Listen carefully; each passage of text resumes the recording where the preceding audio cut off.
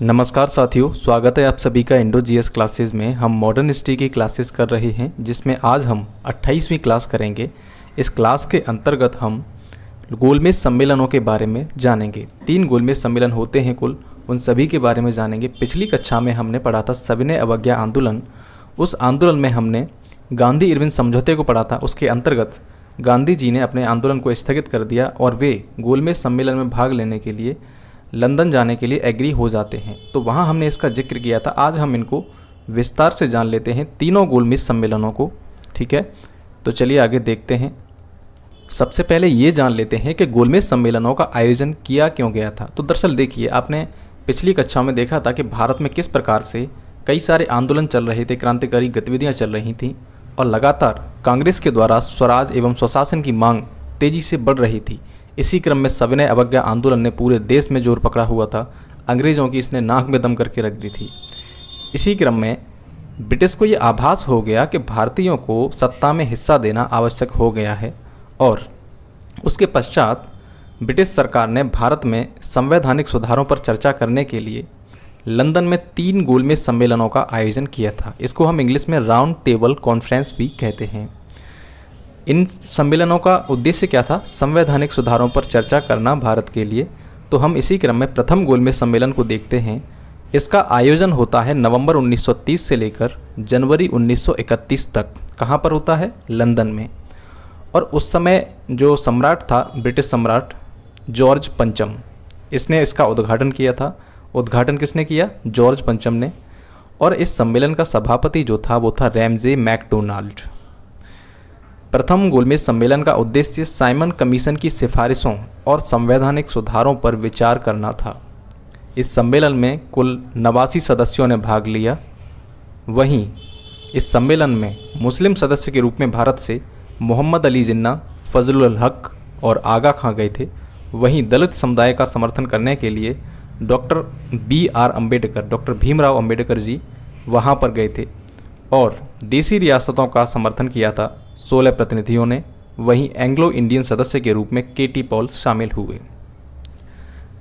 प्रथम गोलमेज सम्मेलन ने कांग्रेस ने भाग नहीं लिया था क्योंकि भारत में जो है उस समय आपको पता ही है, गांधी जी के नेतृत्व में सविनय अवज्ञा आंदोलन चल रहा था और वे पूर्ण स्वराज की मांग कर रहे थे। क्योंकि इस सम्मेलन में भारत की सबसे बड़ी पार्टी कौन थी? कांग्रेस पार्टी। क्योंकि यह पार्टी सब जगह मान्य थी, मतलब लोगों को छाई हुई थी यह पार्टी लोगों के दिलों में। इसलिए यह सम्मेलन असफल रहा, क्योंकि जब सबसे बड़ी पार्टी ही इसमें शामिल नहीं है तो भारत के लोग इस सम्मेलन को मान्यता नहीं देंगे। इसमें जो सुधार किए जाएंगे वो भी वो लोग नहीं मानेंगे। इसलिए यह सम्मेलन असफल हो जाता है। इसी क्रम में जब यह सम्मेलन असफल होता है तो ब्रिटिश सरकार ने वायसराय इरविन से कहा कि आप किसी प्रकार से कांग्रेस को गोलमेज सम्मेलन में बुलाइए। इसी क्रम में द्वितीय गोलमेज सम्मेलन होता है, उसमें इरविन जो होता है गांधी जी को एग्री कर लेता है भाग लेने के लिए। अब हम देखते हैं द्वितीय गोलमेज सम्मेलन। तो इसका आयोजन होता है सितंबर 1931 से दिसंबर 1931 के बीच में। कहाँ होता है? लंदन के सेंट जेम्स पैलेस में। इस सम्मेलन में कुल प्रतिनिधि 31 थे और दलितों का प्रतिनिधित्व किया था डॉक्टर अंबेडकर ने। वहीं कांग्रेस के एकमात्र प्रतिनिधि के रूप में महात्मा गांधी गए थे इस सम्मेलन में भाग लेने के लिए। महात्मा गांधी ने SS राजपूताना नामक जहाज़ से सफ़र किया था इस सम्मेलन में जाने के लिए, लंदन के लिए। वहीं भारतीय महिलाओं का प्रतिनिधित्व करने के लिए कौन गई थी? सरोजनी नायडू। और भारतीय व्यवसायियों का प्रतिनिधित्व किया था GD बिरला। देखिए यहाँ जो सरोजनी नायडू हैं, इनके साथ में एक और नाम है एनी बेसेंट। ये दोनों महिलाएं गई थीं द्वितीय गोलमेज सम्मेलन में। मुस्लिम लीग के सदस्य के रूप में यहाँ पर मोहम्मद इकबाल, अली इमाम एवं मोहम्मद अली जिन्ना शामिल हुए। वहीं हम बात करें भारतीय ईसाई प्रतिनिधि SK दत्ता। ठीक है, SK दत्ता भारतीय ईसाई प्रतिनिधियों के रूप में शामिल हुए। वहीं अल्पसंख्यकों के मुद्दे पर गतिरोध उत्पन्न हो गया। अब देखिए इस सम्मेलन में क्या हुआ कि अल्पसंख्यकों के मुद्दे पर गतिरोध उत्पन्न हो गया, सभी दलों में विवाद उत्पन्न हो गया। मुस्लिम लीग, ईसाई संगठन एवं आंग्ल भारतीय संगठन, दलित समूह, इन सभी ने क्या कहा कि हमें पृथक निर्वाचक मंडल चाहिए। इसकी इन्होंने मांग कर दी। किंतु गांधी जी इस सभी से सहमत थे। वो सांप्रदायिक आधार पर किसी भी प्रकार के संवैधानिक प्रस्ताव को स्वीकार नहीं करना चाहते थे। इसका उन्होंने विरोध किया था। अब आपके मन में सवाल होगा कि पृथक निर्वाचक मंडल क्या है। तो देखिए, आप किसी भी क्षेत्र में हैं, मान लिया कोई ये क्षेत्र है, इसमें 4 समूह रहते हैं, ABCD नाम के 4 समुदाय रहते हैं, जिनमें A की सबसे ज़्यादा संख्या है, B उनसे कम है, C उनसे कम है और D सबसे कम है। तो इसमें क्या होगा कि A जो समुदाय है जिसकी सबसे ज़्यादा संख्या है, इसके लिए एक पृथक निर्वाचक मंडल होगा और उसमें केवल यही चुनाव लड़ सकता है, बाकी ये तीनों समूह चुनाव नहीं लड़ सकते, ना ही ये वोट डाल सकते। मतलब मतदाता और प्रत्याशी दोनों ही A समूह के होंगे, ठीक है, जो बहुमत में है इस क्षेत्र में।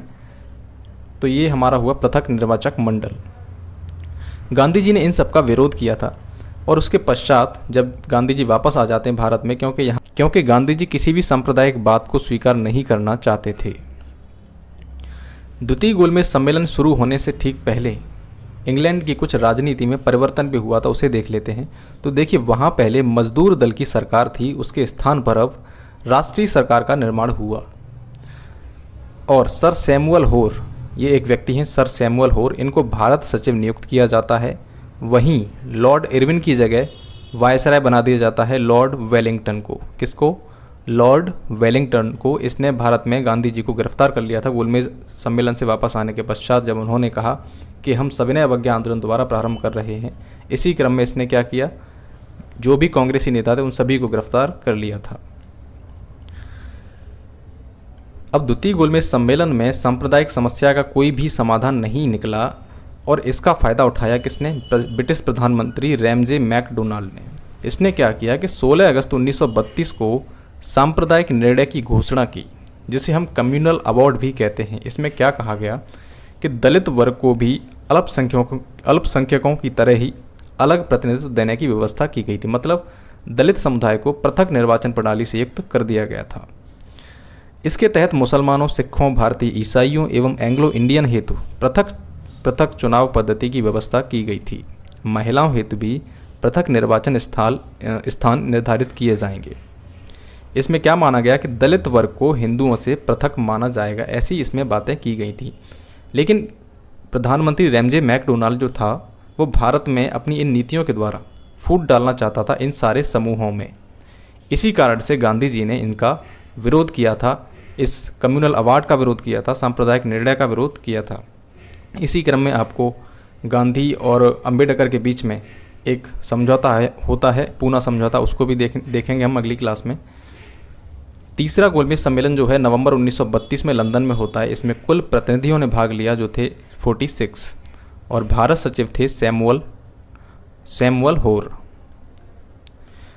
कांग्रेस इस सम्मेलन में शामिल नहीं हुई थी, वहीं जिन्ना भी इस सम्मेलन में शामिल नहीं हुए। पिछले सम्मेलनों की भांति इसमें भी कुछ खास हासिल नहीं हुआ। अंबेडकर और तेज बहादुर सप्रू, ये 2 ऐसे व्यक्ति थे, ये तीनों सम्मेलनों में शामिल हुए थे। इस प्रकार हमने तीनों गोलमेज सम्मेलनों को जान लिया, उसकी प्रमुख विशेषताओं को भी जान लिया। अगले टॉपिक में हम गांधी एवं अंबेडकर के बीच में जो पूना समझौता हुआ था, उस समझौते को जानेंगे, क्योंकि इसके पश्चात वो पढ़ना आवश्यक हो जाता है। अगर आपको ये वीडियो पसंद आया है तो वीडियो लाइक करें, साथ ही चैनल को भी सब्सक्राइब करें। अगले वीडियो को मैं कल अपलोड कर दूंगा, जिसे आप अवश्य देखें। धन्यवाद।